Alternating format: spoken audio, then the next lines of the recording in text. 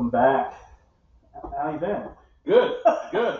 It seems like it just started there. So I don't know what's happening here. I know. It seems like I just saw you like 5 minutes ago. I know, this is insane.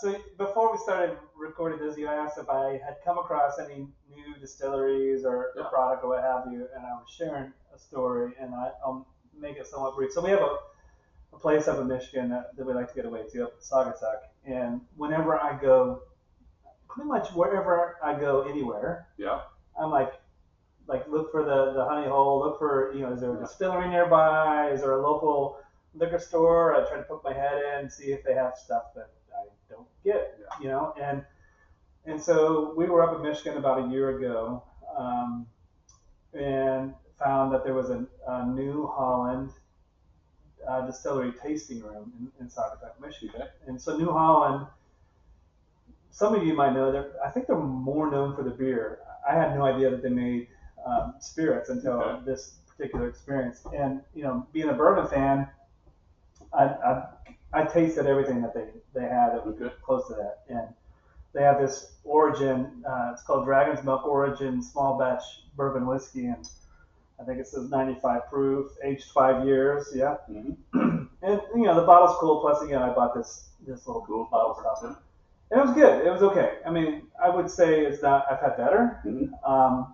But then fast forward, probably like last fall, I was talking to someone and shared, the story. He's like, I love New Holland Distillery. I'm like, okay, this is like, because you can't get it around here. Right. And he's like, if you go up there and they have their special releases, can you give me one? I'm like, well, sure. Yeah. So the next time we went up there, I think they had 3 or 4 different special releases. They have one that they released. It's in a honey barrel. And did you try that? I've tried it. Was it too sweet? No. It was all right? It's pretty freaking good. Okay. But it sells out so quickly. Okay. You're never going to get it. And just like a 2-ounce pour, it was pretty salty in price. But anyway. So when you go to these distilleries, Amanda's not a big bourbon drinker, correct? No, generally not. What is?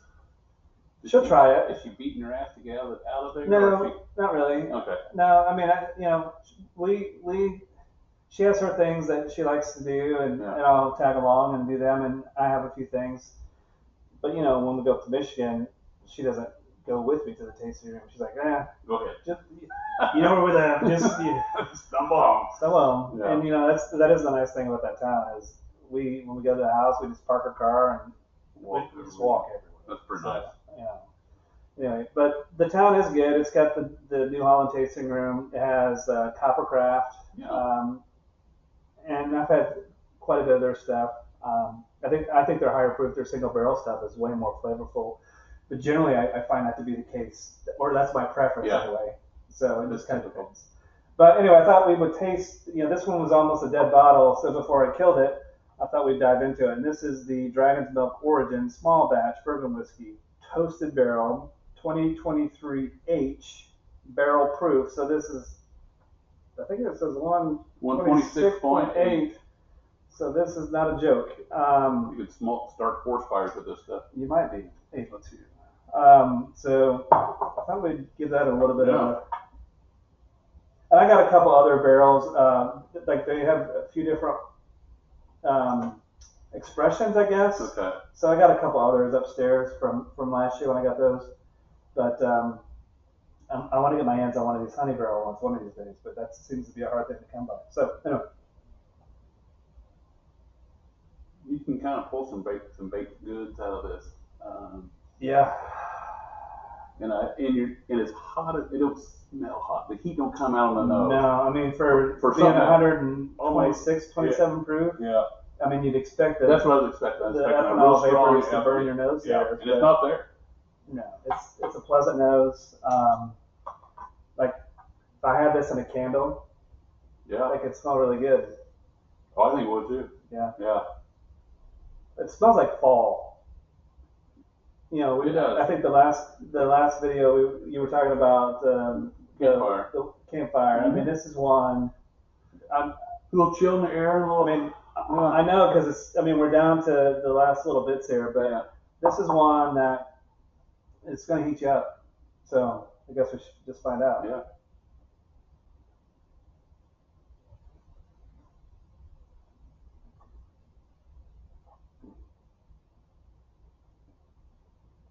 And to me, I like it. Oh, that's good. This one is good. I would say mid to good. This is so much more elevated. And I know it's been a long time since we tried this, but this is so much more elevated. The interesting thing with this is where I kind of pulled some baked goods off the nose. You almost when it hits the mouth, you're almost like a baked fruit.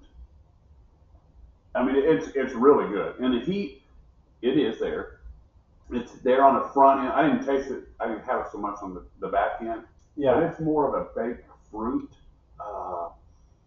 And for something that is 1.6.8 on the proof, it's pretty smooth going down. I mean, my mom used to make, when I was a kid, she used to make spiced apples. Yeah. And I don't know everything that was in her recipe.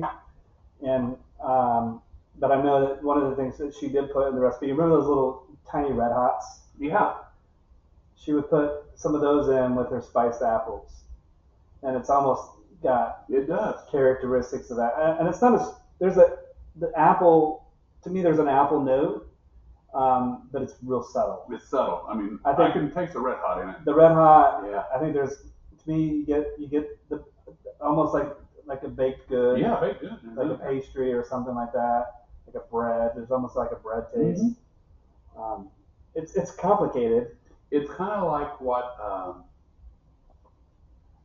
Thanksgiving dessert would be like in a glass to me. How do you like that? Yeah, I mean, you didn't say pumpkin pie. Yeah, but it's like if pumpkin pie and apple pie had a baby. That's right. Yeah, baking spices.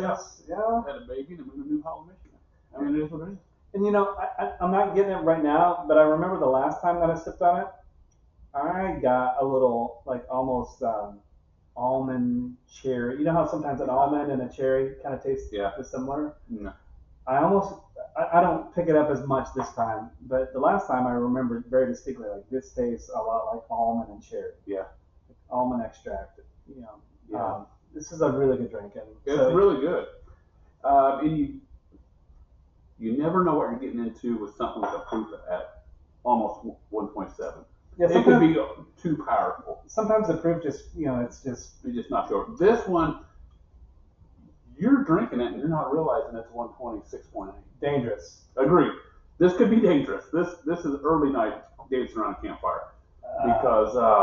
This is one where you have maybe one. Yeah, and you move to something else. To start your night, kind of get into it, and then just put it away. Because, number one, I don't know what just happened, but we're still recording. We're still recording. Supposedly, so I promise I was going to say something real nice, but I don't have any idea if it's still recording or not. We're just going to roll with it. Yeah. It says we're still moving. Still moving. Okay.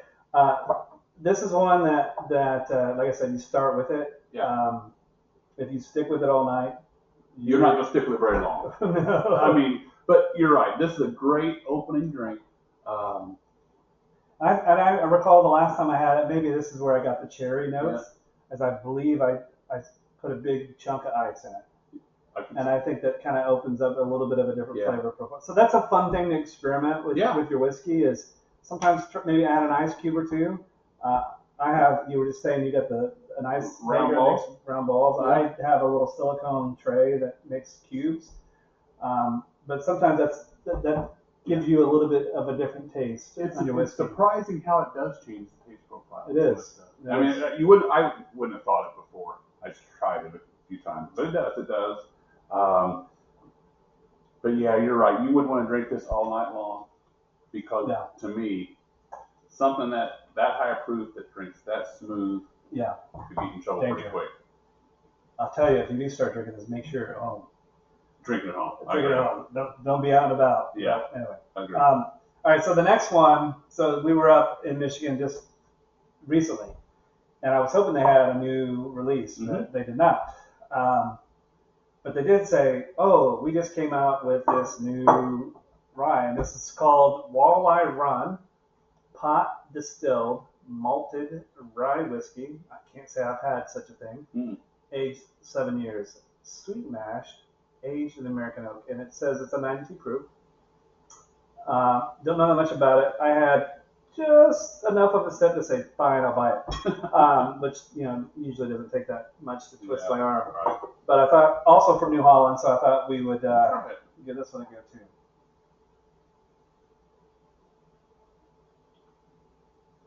Is that a percentage of rye in this? And the reason I ask is because see if I can find it. The nose isn't real hot. No. And typically on a rye, I expect to have that nose kind of wake you up just a little bit. But it also is a little bit lower proof. That's true. So apparently you can get this at 21. And it is the sweet mash. Interesting. I don't know if they're going to tell you, so bear with me, folks. I'm going to give it a little bit of a look. I don't think they're going to tell me. No. This is straight from their website. Yeah, I'm not going to dive into it too much. Wait, here it says. No, never mind. I don't know. It's kind of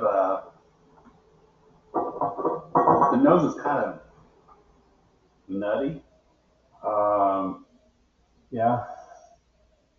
I don't smell the rice spice like you said. No, the rice spice. But there's a little almost like a peppercorn maybe. I don't know if you get that. Slightly, but yeah, it's just a nut.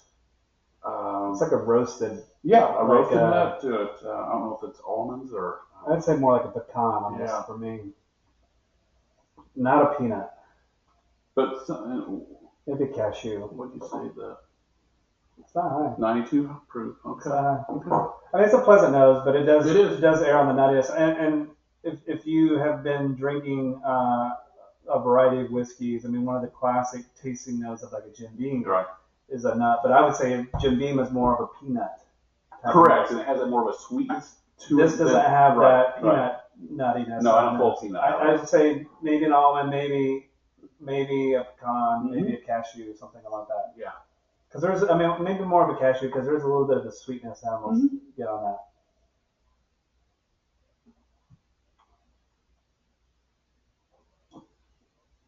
It's smooth. I mean, it is oddly smooth for a rye. I mean, that proof helps this one, I think.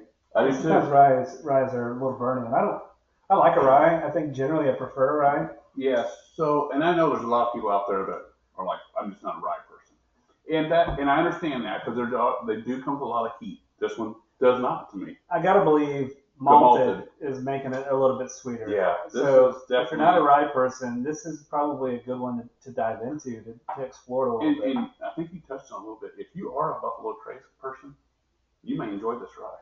Oh, I'm sure you would. Because it does have a sweeter. The heat is similar proof. Yeah, the heat is lower. Yeah, this is a good entry. I agree. I mean, I'm not dismissing this product. I mean, I don't remember what I paid for it. I don't think it was crazy. It's a 7-year product, so it's got some age to it. But it drinks really smooth. And I think that it doesn't drink like a typical rye. I think it's, again, because it's the malted rye. I don't know what the mash bill is. But anytime you see malted something in the mash bill, generally, not always, but generally it's going to add a little bit of sweetness to it. Correct. And I think in this case it adds a lot of sweetness to the rye, which normally would be heat. But that is, they're doing some really interesting stuff from what I've tasted. That's pretty good. I mean, yeah, I like it. This is only purchases up there, correct? I don't know. I've not seen it in a store. I don't know. I mean, when I did the search for the mash bill, it said Total Wine, but I didn't. I mean, I know Total Wines are everywhere, so that doesn't mean it's in a Total Wine near you. But I've only found these products in Michigan. I don't know what their distribution is like, but nonetheless, I mean, it's a good buy. It's not a bad buy. Yeah, I agree. Good buy. Any closing thoughts on either of these before we wrap this one up? These were both really good. more of your entry level rye. If you're considering a rye, this is really a good entry level. If you can find it, this is really good. And at the same time, if you're into rye and you love ryes, this is still good. Absolutely. But if you haven't delved into the rye or you're leery of that, this would be a good place to start. Yeah. Sure. Now this will not have the heat of a typical rye. It's lower proof. It's lower proof. Now this, for something such a high proof, it drinks remarkably smooth. It's really good. It's one of the best higher proof bourbons I've had in a long time. Yeah, it's really good. It's really good. So anyway, check out the New Holland. I don't know if they ship. I don't know if they're in stores around here. I don't look for them a lot around here, but when I'm out there, I don't see these bottles out there. So I don't think they're readily available, at least in central Indiana. Yeah. But Michigan's only a few hours away. So and if you're not going to Michigan anytime soon, chances are, hopefully so, we'll be going up there sometime in the not too distant future. Yeah. So submit your orders to me, and I'll be your whiskey mule. So just let me know. So anyway. All right. All right. Thank y'all. Thank you.